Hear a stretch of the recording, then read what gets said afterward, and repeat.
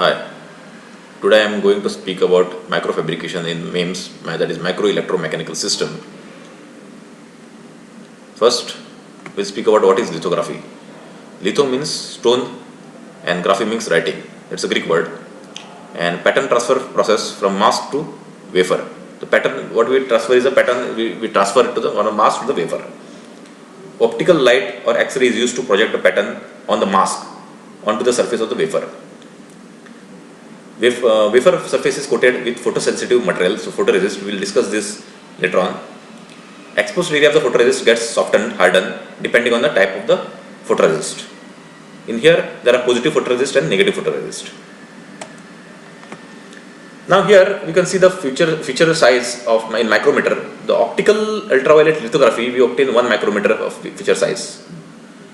In direct write to wafer method, lasers we use 1 to 2 micrometer. Electron beam we get a very fine 0.01 micrometer feature size, and ion beam we get obtain around approximately 0.1 micrometer, and X-ray lithography less than 0.1.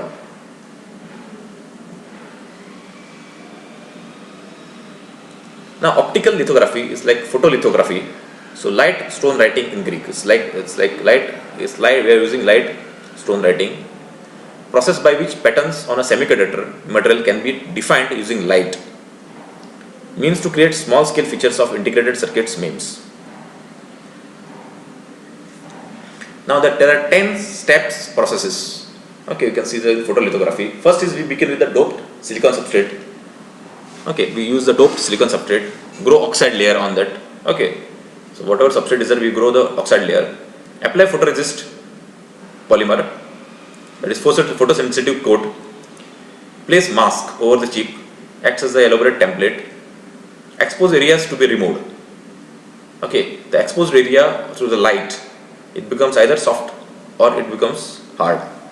So removed mask, so we remove the mask and wash away the exposed photoresist, etch oxide layer, then deposit next layer. Okay, then remove the remaining photoresist. So this is how there are 10 steps. So this is like what we have defined is the 10 steps. Now later on we'll see some examples. Now we'll see about negative photoresist and the positive photoresist. In negative photoresist, the exposed region becomes insoluble. So now here what I am doing is like this is a mask, which is mask, and then what we have done is we exposed certain amount of portion. That exposed region becomes insoluble. In positive photoresist, the exposed region of the photoresist becomes soft and soluble. So that can be removed, washed away. So this is what is the difference between negative photoresist and the positive photoresist. So negative resist we can see is oxalic xylene, organic xylene, and positive photoresist alkaline is used, KOS for And after developing and post baking is used by etching by HF and the ammonium fluoride. Now negative resist and positive resist, so strong H2 SO4 is used to wash the resist. So now we can see here negative photoresist, Kodak KTFR is this is example, and positive photoresist polymethyl methylcrate. Okay, so this is one example of positive photoresist. So now we can see here negative resist photolithographic process. Here we can see this 100 plane of the crystallographic plane, and we can see the 111 plane. Okay, this is like what is actually the plane, crystallographic plane of the silicon, and 111 plane makes for 54.7 degrees is the 100 plane.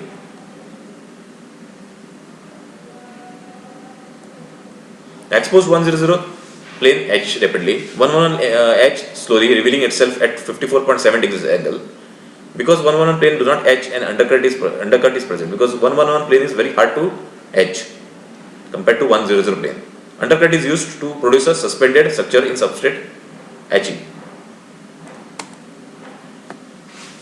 So now here etching is like wet and dry etching. So wet etching, removal of material by immersion of patterned substrate in a suitable liquid chemical. So we use chemical to etch.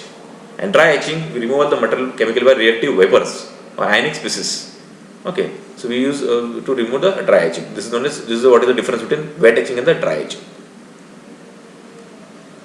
So now there is anisotropic etching and the isotropic etching. So isotropic etching, the rate of material removed does not depend on the orientation of the substrate. In anisotropic etching single crystal substrate with certain etchants results in orientation dependent etching. Now you can see here, this is the isotropic etching. Now we can see here etch directionality. Measure the relative etch rates in different directions. The first one is the isotropic. Okay, so we etched in both the directions, equal in all the directions, both the directions. You can see vertical and horizontal. Anisotropic, the vertical direction is much higher, rate is much higher compared to the side. This is anisotropic etching. And completely anisotropic is the side etching is much less, negligible compared to the vertical etching. So we obtain a very fine vertical lingering vertical cavities. Now etch sensitivity, we can see here the etch rate of the layer to be etched should be faster compared to the etch rate of the mask. So whenever the etch rate of the mask should be much lesser compared to the etch rate of the substrate, or else it will destroy in between layers. Why should be much greater than the X? Correct. So these are some of the material and the etchants. We can see on the these are some of the material and the etchants. So see, okay, examples. For gold, ammonium iodide etchants. For copper, ferric chloride. Okay, these are some of the examples. At limits of low pressure, high directionality, the process is called reactive ion etching. So RIE. So deep reactive ion etching, what we use here is a polymer which lingers over the surface, and so that we obtain the anisotropic etching. The perfect anisotropic, that what we had shown here is the completely anisotropic etching. What happens is that we we put a polymer which reduces the side etching rate over the surface.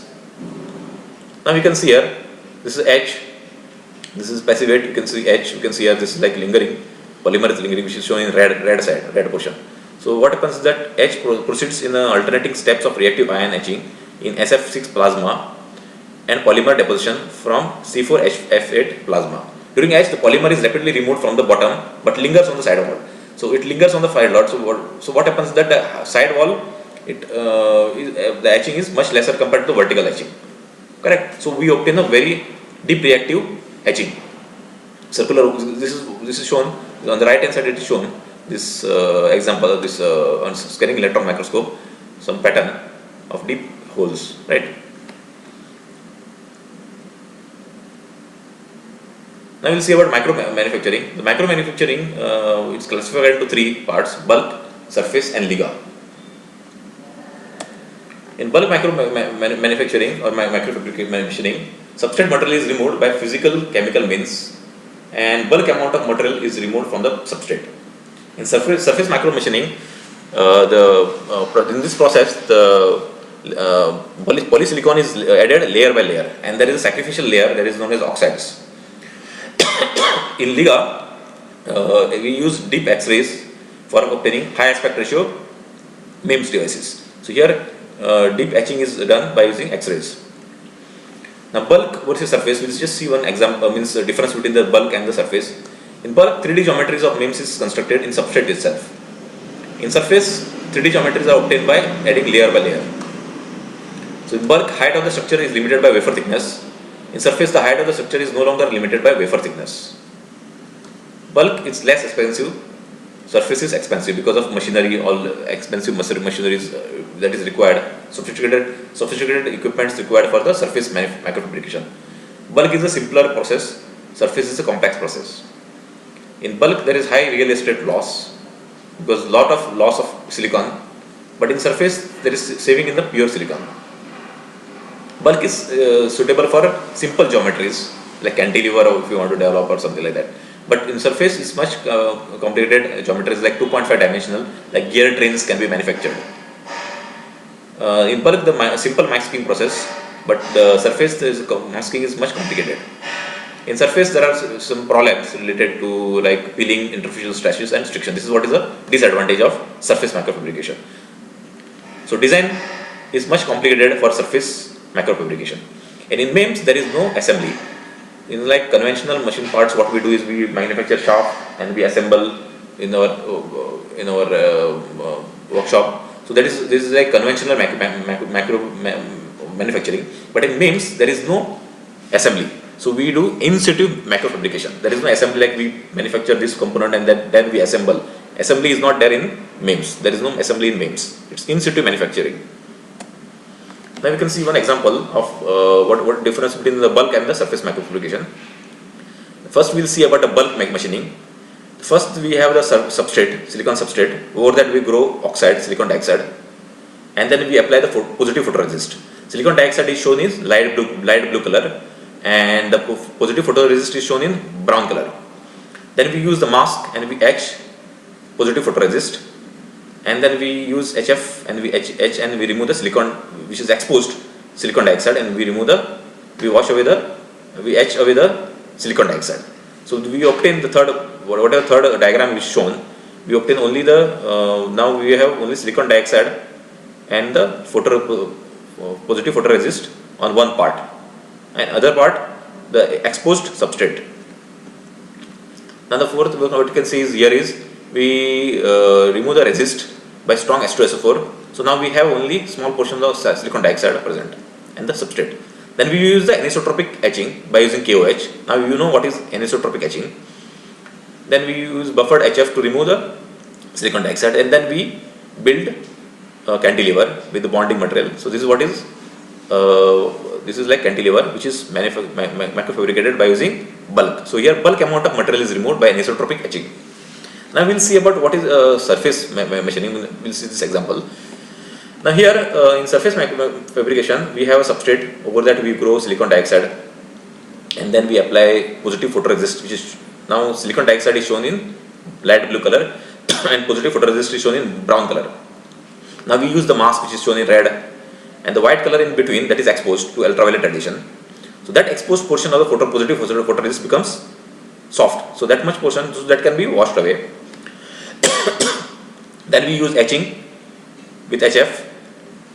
So we remove the silicon dioxide portion in between. Okay, in between there is a exposed silicon substrate.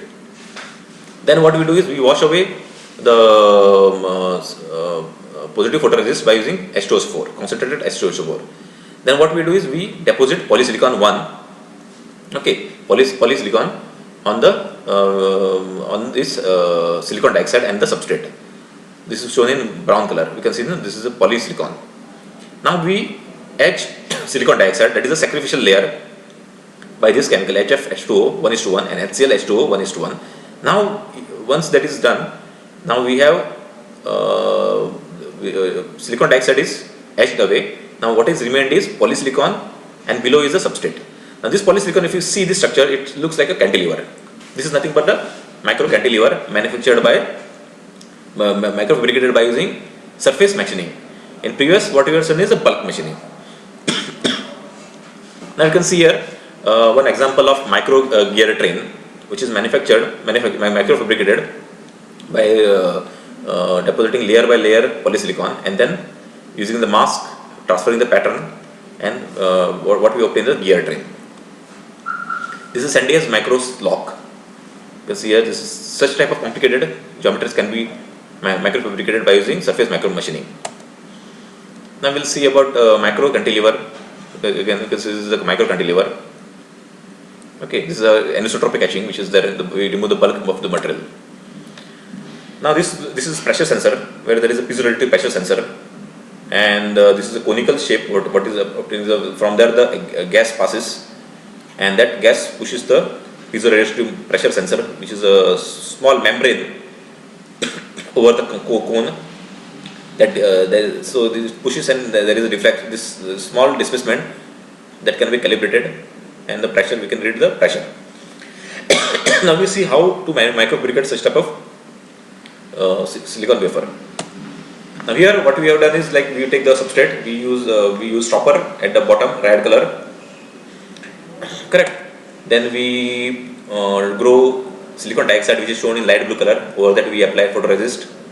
We expose center portion of the photoresist to ultraviolet rays, and that portion becomes of the photoresist becomes soluble, and that can be removed. And then we etch and we remove the silicon dioxide, that is now exposed substrate. Now what we use, we etch anisotropic etching, and we obtain such type of cavity, and the red portion is the stops, so that stops your etching further.